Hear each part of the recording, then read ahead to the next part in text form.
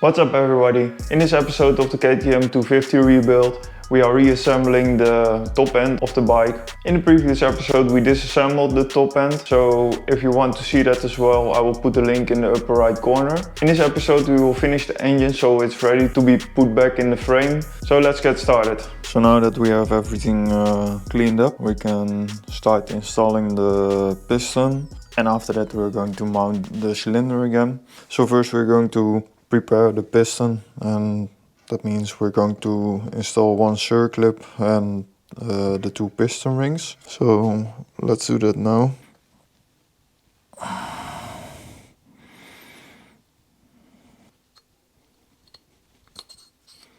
So now we have it a little bit in there.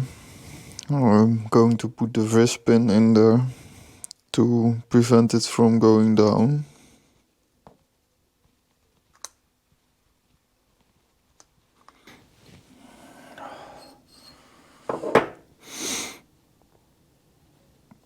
Going to try to push it back. So now I basically pushed it completely in and then pushed it back. Now we only need to push this side in, and that's it.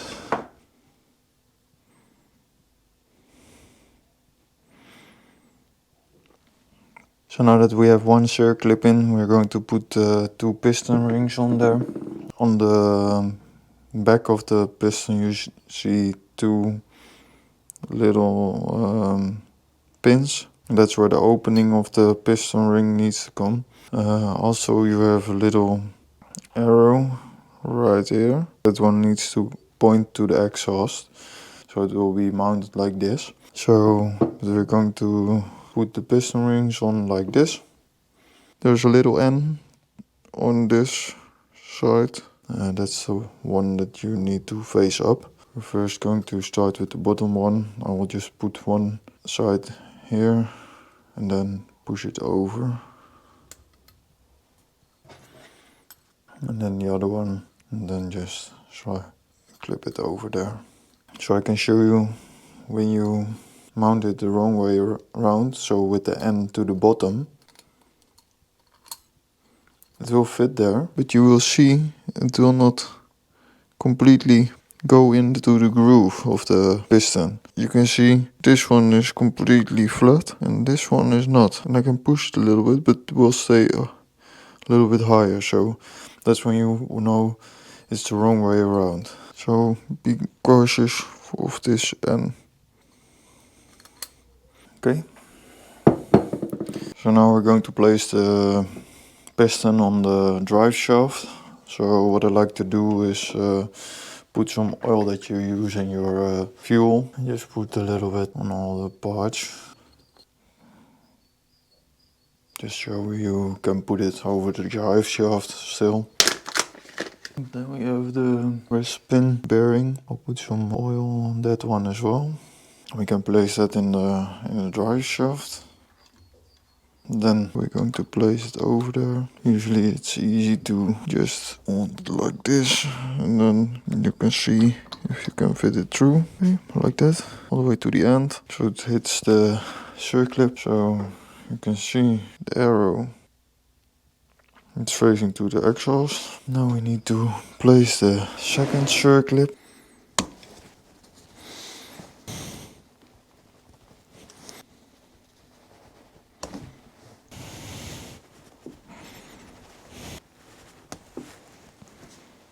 Finally in there. So I was able to minimize the damage on the piston. It's always so hard to do. I don't know why they just don't make clips that you can just push together and just put it in there with a plier or with something like this. Makes it so much easier. The little bit of weight that it's adding, it's maybe more expensive to produce, but it's so hard to put it in. But finally it's in place. Luckily we put it the right way around. So now that we installed the piston, we can start working to installing the cylinder again. So before we do that, we're going to put some liquid seal around this hole from the power valve. This is not always sealing that well, so just putting some extra seal here on the bottom around the edges. So actually where this cover is going to mount, so everything that you see on the outside here, that's where you want the seal to be, so that there is no oil coming out. We're just going to do that on the inside here now, a little bit in that edge, and then we're going to put the top end sealing on there, and then we can place the cylinder, and after that we're going to put some seal around this before we mount this cover.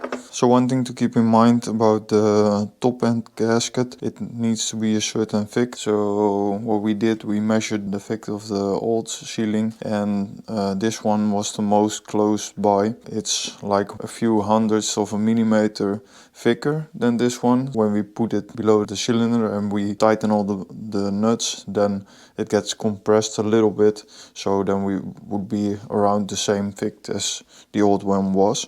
So let's install the top end gasket now.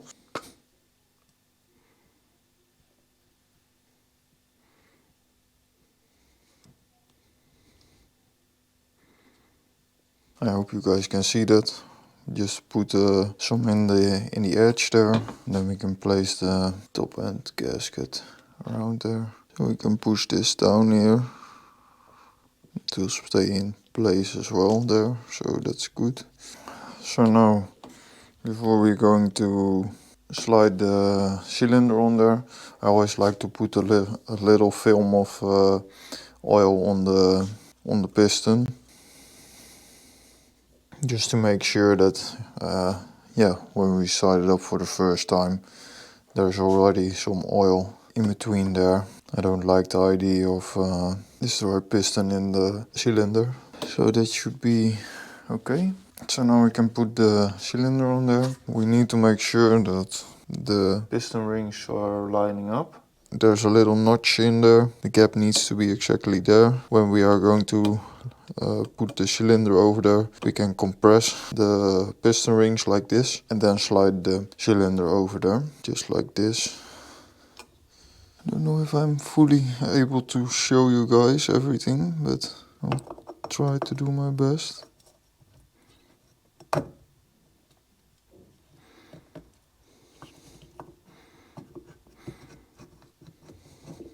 So just like that. Now we can lower it, nice and easy. The piston is going to move downward as well, so we don't have to push it that much. So before we're going to mount everything, let's just make sure it's moving up and down there. Sounds good, feels good as well. So now we can start putting the nuts back on there. I always like to put a little bit of Loctite on there.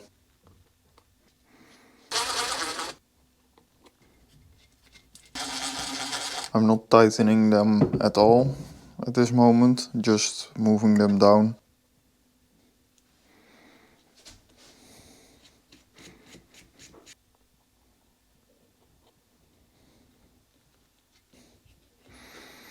So normally to tighten them, you do it in a cross pattern. So I believe these bolts needs to be tightened between 35 and 40 Newton meters. But yeah, we can't reach these ones with the torque wrench. So yeah, you can just tighten them quite a lot in normal range, because the force that you can put on there with such a wrench is not that big. So I'm just going to do that, then do that in an even fashion. So first tighten this one a little bit, then this one, then this one, and then the most difficult one, and then we're going to start over again, then a little bit tighter.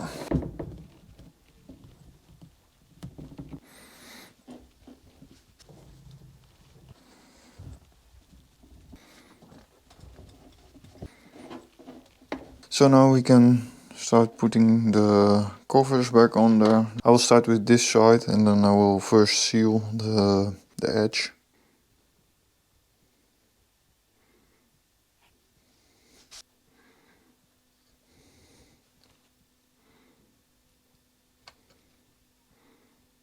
just like that. It's a little bit too much. Push it in there.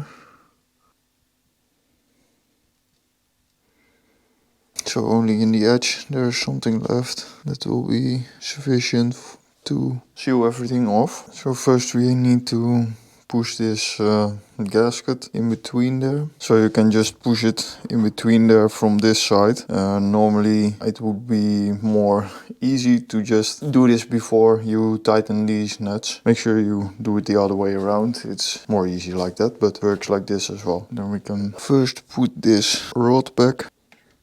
Need to move this down and then we could push the rod over there again. Then we can put this clip back again. So we hold it this way around. We'll just put this cloth around it to make sure that we are not going to drop it in there. That would be very sad. So you see this little hole there. It needs to go from the bottom in there. So just like that, and then we can push it to the other side and then it snaps in place. Now we can mount the covers back again. We'll slide this one over there. And then we will put a little bit of Loctite on there as well. So make sure only to drive it in. If you are using an impact diver, do it very carefully and not tightening it at all. Because these bolts don't need a lot of force. A screwdriver like this will prevent you from putting too much force on there. So you can just work your way around and tighten them. This should be sufficient. Not too tight. So now we have a nice film of sealing in between there. What's important with this seal is that it's it has an oil, grease and temperature resistance. So that is perfectly for usage around an engine. We're also going to use that on the exhaust. So okay, so now the other side. This one is more easy, just like that.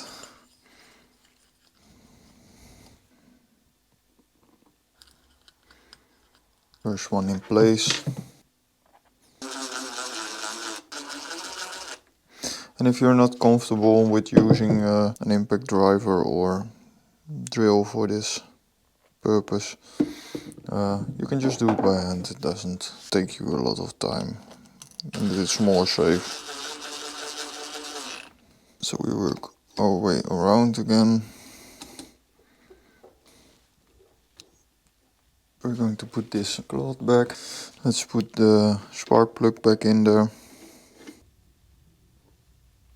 So that was it for the top end rebuild. After this I will do a little bit of cleaning. I just have to wait for the seal to dry out. Then it will be ready to put back into the frame. So yeah, only thing for the engine, what is left is exchanging the copper sealings of the cooling and oil system. So I got new copper rings for them, but we will do that when we are going to fill up the engine with oil and the cooling system with coolant. So yeah, that will be for a later episode. That was all for this episode. We finished the engine, so it's ready to be put back in the frame. Speaking of which, the frame is back with a nice fresh powder coat. So in the next episode we will reveal the color. So if you don't want to miss it, subscribe to the channel and click the notification bell. If you like the content, give a thumbs up to the video and leave a comment if you have any questions, feedback or just want to say hi. And as always, see you next time.